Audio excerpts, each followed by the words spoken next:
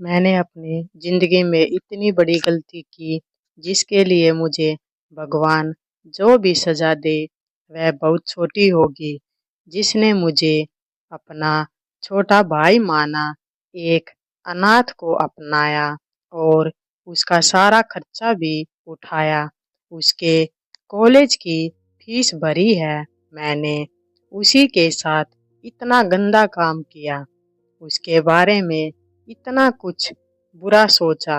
वह मुझे अपने दिल से अपना छोटा भाई मानती थी और मैंने भी उसके साथ इतना कुछ बुरा किया और उसके बारे में इतनी गंदी सोच रखी।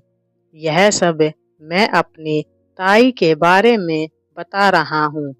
आज मेरी ताई की मृत्यु हो चुकी है और उनकी लाश कॉलेज की लैब में मिली। मैंने उनका कत्ल तो नहीं किया, लेकिन मैंने उनके साथ जो कुछ किया उसका मुझे काफ़ी पछतावा हो रहा है। मेरी ताई का काफ़ी बेरहमी के साथ कत्ल हुआ था। उनका किसी ने गैंग रेप और फिर पेपर कटर से बहुत ही बेरहमी के साथ उनके पूरे शरीर को काट दिया, लेकिन कहीं ना कहीं मैंने भी उनके साथ गलत ही किया था, क्योंकि मैंने भी अपनी ताई के साथ। मेरा नाम पवन है, मैं महाराष्ट्र का रहने वाला हूँ। मैं एक अनाथ हूँ। मैं जब छोटा सा था तभी मेरे मम्मी पापा का देहांत हो गया था। पहले मैं एक अनाथालय में था, लेकिन जब मैं थोड़ा बड़ा हुआ तो अनाथालय से बाहर आ गया और अपने पैरों पर खड़ा होने की कोशिश की।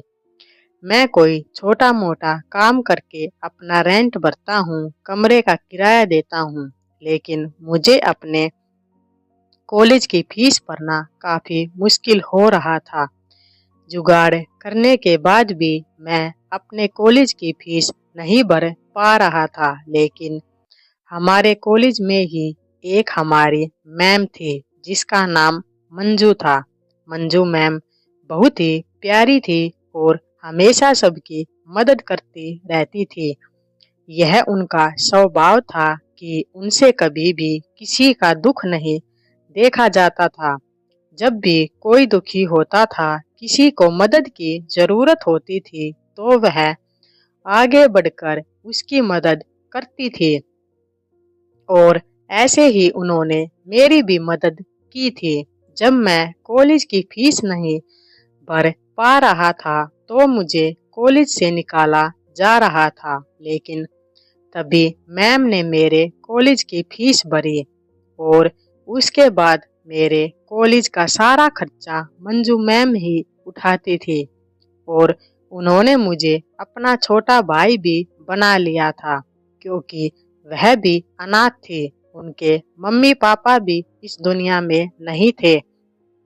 वह अपने चाचा चाची के साथ रहती थी और मैंने भी उन्हें अपनी ताई मान लिया था। हमारे यहाँ महाराष्ट्र में बड़ी बहन को ताई कहकर बुलाया जाता है। मैं उन्हें अपनी बड़ी बहन मानता था और ताई कहकर बुलाता था। वह हमारे कॉलेज में लैब एक्सपर्ट थी और लैब में काम करती थी। वह एक कैंसर की एक दवाई पर रिसर्च कर रही थी और दिन रात बस उसी के रिसर्च में लगी रहती थी। वह कैंसर की सस्ती दवाई बनाना चाहती थी, जिससे कि एक गरीब इंसान भी अपना इलाज आसानी से करवा सके। वरना अभी तो कैंसर का इलाज इतना महंगा है कि इससे गरीब आदमी तो अपना इलाज करवा ही नहीं सकता और गरीब आदमी ऐसे ही मर जाता है। लेकिन मेरी ताई चाहती थी कि मैं एक ऐसी कैंसर की दवा बनाऊं जो काफ़ी सस्ती हो, जिससे गरीब इंसान भी अपना कैंसर का इलाज करवा सके। और इसी कारण वे दिन रात कॉलेज की लैब में रिसर्च करती रहती थी और उनका मिजाज बहुत ही अच्छा था। वह मुझसे हमेशा हंसकर बात करती थी। वह बहुत ही निडर थी और हर चीज का डटकर सामना करती थी। उन्हें कभी भी किसी से भी डर नहीं लगता था और वे गलत चीज के खिलाफ हमेशा आवाज उठाती थी। यही उनकी खूबी थी, लेकिन उन्हें नहीं पता था कि यह खूबी ही एक दिन उनकी जान ले लेगी। उनके ही कॉलेज में कुछ लड़के थे और उनका एक लीडर था। वह लड़के काफी शरारती थे और आए दिन लड़कियों को छेड़ते रहते थे। मेरी ताई की भी एक फ्रेंड थी। वैसे तो मेरी ताई कॉलेज की मैडम थी और वो रिसर्च करती रहती थी, लेकिन फिर भी एक स्टूडेंट उनकी काफी अच्छी सहेली बन गई थी। एक दिन कुछ लड़कों ने उसे रास्ते में घेर लिया और कुछ लड़के उसे किस करके भाग गए। अंधेरे का फायदा उठाकर तभी मेरी ताई ने उन्हें काफी डांटा और उनके खिलाफ पुलिस कंप्लेंट करने के लिए कहा। मेरी ताई की सहेली का नाम था संजना। मेरी ताई को पता था कि जिन लड़कों ने संजना के साथ छेड़खानी की है वे लड़के स्टूडेंट यूनियन के स्टूडेंट थे और मेरी ताई ने स्टूडेंट यूनियन के लीडर के पास जाकर कहा कि कल आपकी यूनियन के लड़कों ने मेरी सहेली संजना के साथ क्या किया है, लेकिन यूनियन के लीडर ने मना कर दिया कि आपके पास क्या सबूत है। जिन लड़कों ने संजना के साथ गलत किया, उसके साथ छेड़खानी की है, वह मेरी यूनियन के हैं। पहले सबूत लेकर आओ, फिर बात करना। तो मेरी ताई ने कहा कि वह सीसीटीवी कैमरे लगे हुए थे और वे सब मैं पुलिस को दिखा दूंगी। सीसीटीवी फुटेज के बाद पुलिस अपने आप सब करेगी जो उसे करना है। तुम अपना देख लेना कि कहीं पछताना ना पड़े। और यह कहकर मेरी ताई अपने घर वापस आ गई और अगले दिन पुलिस स्टेशन जाकर रिपोर्ट लिखवाई, लेकिन संजना ने मना कर दिया कि वह रिपोर्ट नहीं लिखवाएगी और पुलिस स्टेशन नहीं आएगी। लेकिन फिर भी मेरी ताई ने रिपोर्ट लिखवा दी और इसी रिपोर्ट के कारण मेरी ताई को जान से मारने की कोशिश भी की गई। कुछ लड़के नकाब पहनकर उनके घर आए, लेकिन मेरी ताई उनसे ऐसे डरने वाली नहीं थी और उन्होंने डटकर उनका सामना किया। और अगले दिन कॉलेज जाकर वे कहते थे कि मंजू को सबक सिखाना काफी जरूरी हो गया, हम इसे सबक सिखाकर रहेंगे। और उन्होंने कॉलेज की हड़ताल भी कर दी, लेकिन फिर भी मेरी ताई डरने वाली नहीं थी, क्योंकि उन्हें तो अपनी रिसर्च पूरी करनी थी, तो उसके लिए यह बहुत जरूरी था। वे दिन रात मेहनत कर रही थी। इसके लिए उन्हें कॉलेज के बाहर हड़ताल करने वाले लड़कों ने रोका कि आज हड़ताल है कॉलेज की और आप अंदर नहीं जा सकती। लेकिन मेरी ताई डरती नहीं थी। उन्होंने हिम्मत करके कहा कि मैं अंदर जाऊंगी और रिसर्च करूंगी। अगर तुम लोगों में हिम्मत है तो मुझे रोक कर दिखाओ। मैंने अपनी ताई को काफी मना किया कि नहीं ताई, रहने दीजिए, जाने दीजिए, आप कल कर लेना अपनी रिसर्च, प्लीज आज रहने दीजिए। लेकिन मेरी ताई नहीं माने। उन्होंने कहा कि इन लोगों से डरने की कोई जरूरत नहीं है, तुम मेरे साथ अंदर आओ, मैं अपनी रिसर्च पूरी करूंगी और देखती हूँ कि कौन मुझे रोकता है। और मेरी ताई कॉलेज का गेट खोलकर अंदर चली गई। वे लड़के टेढ़ी नजर से मेरी ताई को देख रहे थे और कह रहे थे कि इसे सबक सिखाना बहुत जरूरी है। हम कॉलेज के अंदर आ गए। मुझे कॉलेज में लाइब्रेरी में थोड़ा जरूरी काम था, तो मैं लाइब्रेरी चला गया और मेरी ताई अपनी रिसर्च करने के लिए लैब चली गई। मुझे लाइब्रेरी में कुछ काम था, लेकिन लाइब्रेरी कॉलेज की हड़ताल के कारण बंद थी, तो मैं अपने घर आ गया और मेरी ताई अपनी रिसर्च करने लगी। लेकिन शाम को 5 बजे पुलिस का फोन आया। हमें पता चला कि मेरी ताई का तो किसी ने कत्ल कर दिया और उनकी लाश कॉलेज के लैब में पड़ी हुई है। तभी हम भागकर कॉलेज गए। हमने देखा था कि किसी ने बहुत ही बेरहमी से मेरी ताई का कत्ल किया था। उनके पूरे शरीर पर कट के निशान थे और उनकी बॉडी भी अर्धनग्न अवस्था में पड़ी हुई थी। उसे कॉलेज के चौकीदार ने देखा था। वह शाम को कॉलेज बंद करने के लिए आया था, तो उसने देखा कि लैब पर बाहर से ताला लगा हुआ था। तो उसने वैसे ही अंदर जाकर देखा तो उसे मेरी ताई की लाश दिखी। तो उसने पुलिस के पास फोन किया था। तभी पुलिस आई और उसने तहकीकात की। तभी पुलिस ने बताया कि इसके साथ काफी बेरहमी से रेप हुआ है। काफी बेरहमी से पूरे शरीर पर कट के निशान लगाकर उनको मारा गया है। किसी ने बड़ी बेरहमी के साथ इसका कत्ल किया है। तभी पुलिस की तहकीकात में सामने आ गया, क्योंकि मैंने भी अपनी ताई के कुछ वीडियोज निकाले हुए थे।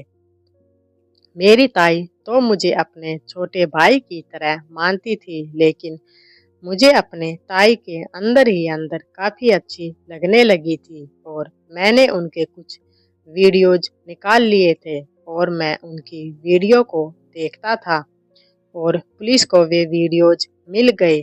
इसलिए मैं शक के घेरे में आ गया और मुझे काफ़ी पीटा गया, लेकिन मैंने मेरी ताई के साथ ऐसा कुछ नहीं किया था।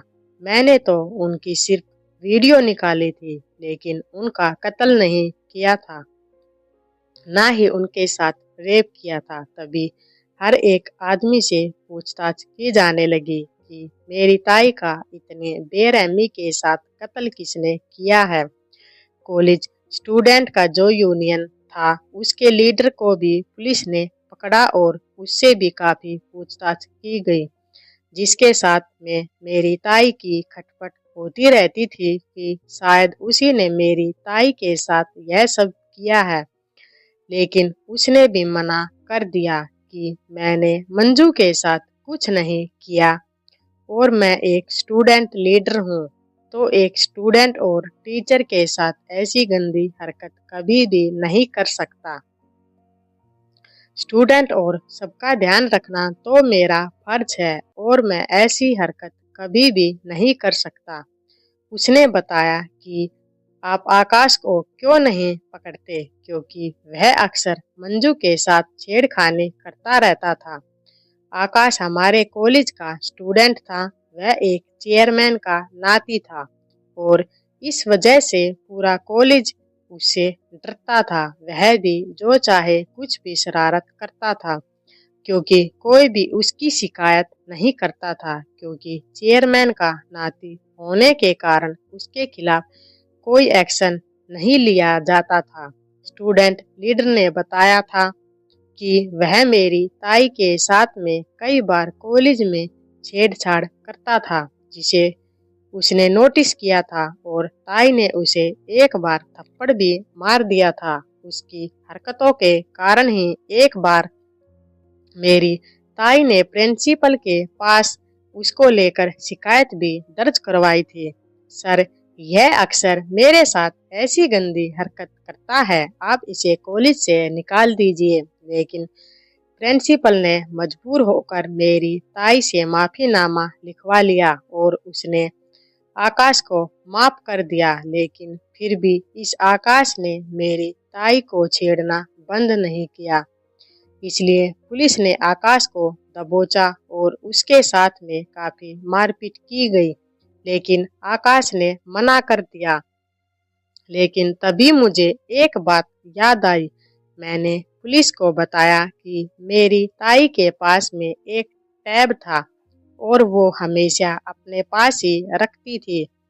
तो पुलिस ने उसके टैब को काफ़ी ढूंढने की कोशिश की, लेकिन पुलिस को टैब नहीं मिला और मेरी ताई का एक मंगेतर भी था। उनकी सगाई हो चुकी थी और शादी होने वाली थी। मैंने उसके बारे में भी पुलिस को बताया, तो पुलिस ने उसे भी धर दबोचा क्योंकि मेरी ताई के साथ में गैंग रेप हुआ था और मेरी ताई के शरीर पर ब्लड सैंपल मिले थे। वे उसके मंगेतर के साथ मैच कर गए और पुलिस ने उसके साथ सख्ती के साथ पूछताछ की तो ताई के मंगेतर ने बताया कि उसने मेरी ताई का कत्ल नहीं किया है, उसके साथ संबंध जरूर बनाया था। मेरी ताई उसे मना कर रही थी उसके साथ संबंध बनाने के लिए, लेकिन उसने मेरी ताई के साथ जबरदस्ती की और यह भी एक तरह से मेरी ताई का रेप ही था। इसी कारण उसके ब्लड सैंपल मेरी ताई के शरीर पर आ गए थे, लेकिन उसने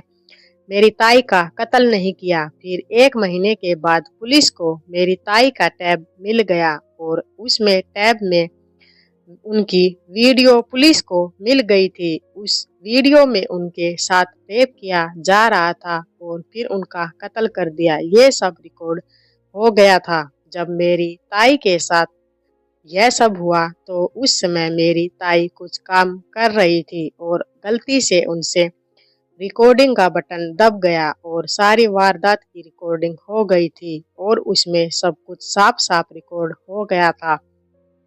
तभी पुलिस ने कातिल को धर दबोचा और वह कातिल और कोई नहीं बल्कि आकाश ही था, जो हमारे कॉलेज के चेयरमैन का नाती था। उसी ने ताई के साथ यह सब किया था। अपने थप्पड़ का बदला लेने के लिए आकाश ने फिर पुलिस को बताया कि मंजू में काफी घमंड था।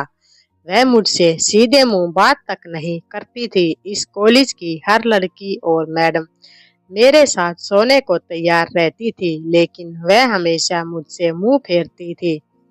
मुझसे सीधे मुंह बात तक नहीं करती थी। उसने एक बार जो मुझे थप्पड़ मारा था उसका बदला लिया है मैंने। पहले उसका रेप किया और फिर उसके हाथ पैर बांधकर लैब से बाहर चला गया।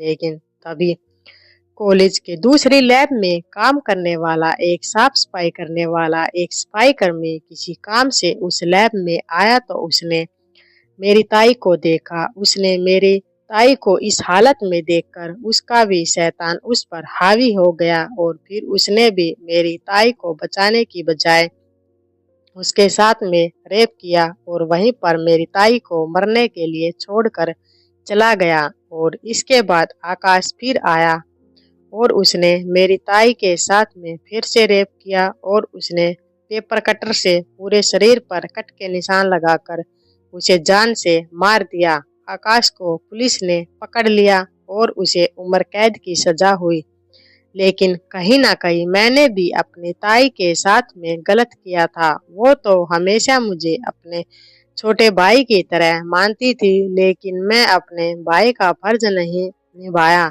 इतनी गंदी नजर से उसे देखा। अगर मैंने अपनी ताई का साथ दिया होता तो शायद आज मेरी ताई जिंदा होती और वो अपनी रिसर्च पूरी करके कैंसर की सस्ती दवा बना देती, जिससे गरीब आदमी का इलाज भी हो सकता था। यही थी मेरी एक छोटी सी कहानी। अगर वीडियो पसंद आ गई हो तो लाइक कर दीजिए, चैनल को सब्सक्राइब कर दीजिए।